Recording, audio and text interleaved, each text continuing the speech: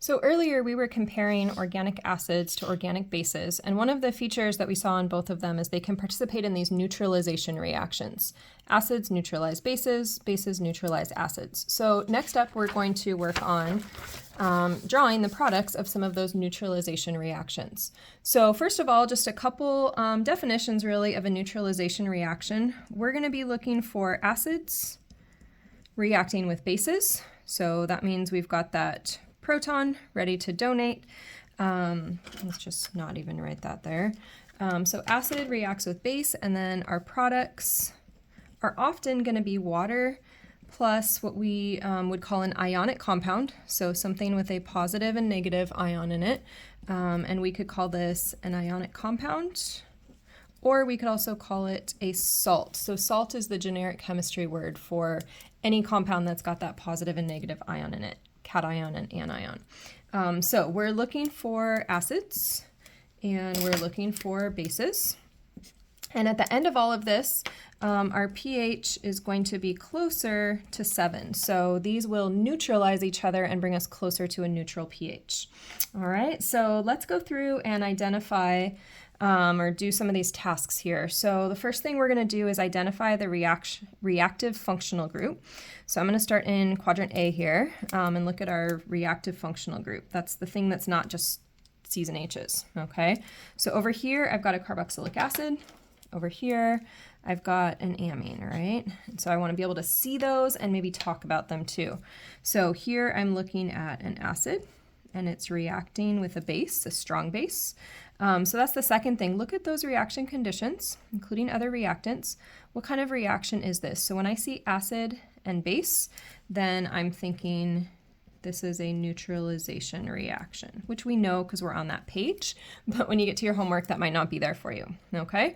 So once I have that figured out, now I want to think about my acid is going to donate a proton over here to the OH, okay? Copy carefully. So that's going to give me this CH3 double bond to O. Remember that gives us a negative charge, right? And then this sodium is going to come over here and join onto that molecule. And then I have an H that moved over with the OH, and so my other product is water. And so check out my products of neutralization reactions. Always are water and then an ionic compound, a salt. And so here's that ionic compound. And I've been pointing out to you so far these charges. So we would say here that this acid lost a proton, or our word for that is deprotonated. So when a compound becomes deprotonated, it loses a proton, okay?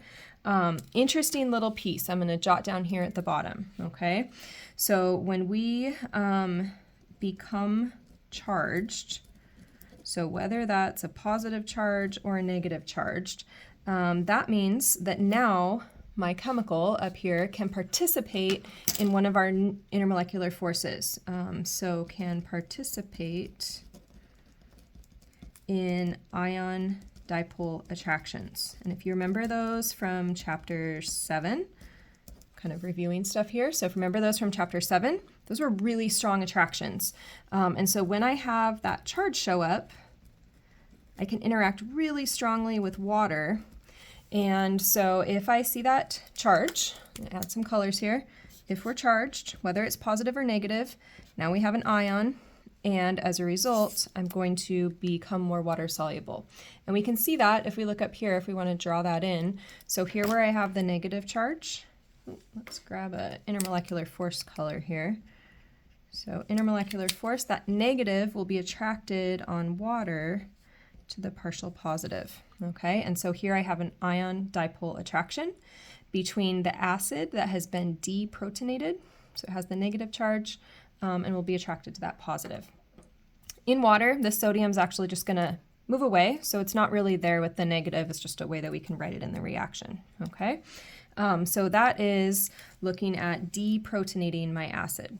If I look over here, let's see if we can talk about that one. Actually, let me just write that word here just to be super clear.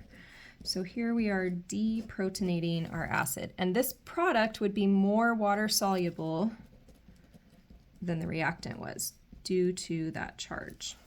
So if I take my amine Same process, okay? We're working through our task again. Find the functional group, look at the reaction conditions. Ooh, okay, I'm reacting with an acid, okay? So bases like to accept protons from acids. So I can see my proton's gonna move over. That nitrogen now is gonna have 3 hydrogens on it and a positive charge because it gained that H+. And then I have the same other side of the molecule, and I have a chloride ion, okay? And this would actually be like this fexofenadine hydrochloride. So this is an amine reacting with hydrochloride. That molecule is actually shown down here, this allergy, this is Allegra brand name, but fexofenadine HCl. So you can see that there's a nitrogen, that's the ene, and then the HCl would come in, and we'll see what that does in a few minutes, okay? So up here, we now have gained a charge, and so if I've gained that charge, we can now participate in some interactions with water, right? So positive is going to be attracted to the partial negative on a water, so I have, again, ion dipole attractions. And so now we have more water solubility over here on the product side because of that charge. And we would say that instead of deprotonating or removing a proton over here, what has happened is we protonated an amine, okay? So deprotonate or protonate, and we can see that definition of protonated over here is just adding a proton, okay? So I've got a couple more for you to work here. We want to look at one more type of reaction down here. Make the molecules a little bit bigger. So we're going to, throughout these organic and biochem chapters, start with small molecules and then say, hey, I could do that with something bigger, okay? So what I'm looking at here is a saponification reaction. So this is how soap, which is very important to us, is made. So these are saponification reactions. And we just see a really long chain of carbons here. That's the difference with soap. Soap has these really long hydrocarbon chains that we're going to learn more about in chapter 15, okay? But the crucial piece is our task hasn't changed. Always find the reactive functional group. So I find that carboxylic acid. And then I say, what is it reacting with? It's reacting with a base. So I'm going to make my plan. Acids donate protons. It's going to be just like I saw above here, except my molecule's bigger now. So 1, 2, 3, 4, 5. 1, 2, 3, 4, 5. Down. Just like we had up here, that O is now deprotonated. The Na plus will be there with it. And I have water as my other product. Okay, so whether the molecules are small or big, this is what you're going to see. And see this sodium here, if you read your, say, shampoo bottles, you're going to see sodium and potassium on your different soaps, and that's because you always have these counter ions that are present. But the most important thing is this very long nonpolar tail is going to be able to dissolve in water because it has been deprotonated, so it's much more water soluble, okay? So we can kind of say over here, hey, once I have that protonated, deprotonated, I'm going to become more water soluble. So you can try one of those out here that kind of looks the same. And then over here, we've got these huge amine molecules. Here's another opioid, so a drug, and then underneath we had the allergy medicine. So if I look at the oxycodone, what I want to notice is this nitrogen here, okay? And this might be sold combined with hydrochloride, so combined with HCl.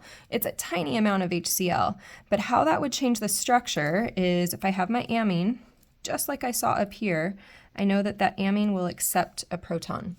And so I give you a head start with the structure here, but this nitrogen would be bonded to a hydrogen, okay? And when it does, again, that's because a proton got moved over. Now that nitrogen has a positive charge, and then there's a chloride around here somewhere. And if I can remember, once I have that charge, now I'm going to be more water soluble. And because this is going into, say, my blood, which is water, or my stomach, which is water, it's going to be much more water soluble. So that charge is going to be enough to take this big, relatively nonpolar compound and make it water soluble for me. And that was kind of what we had said down here. So you've got some practice here. Always kind of go through these steps. Find that reactive functional group, look at the conditions, plan out what you're going to do, and then predict your products.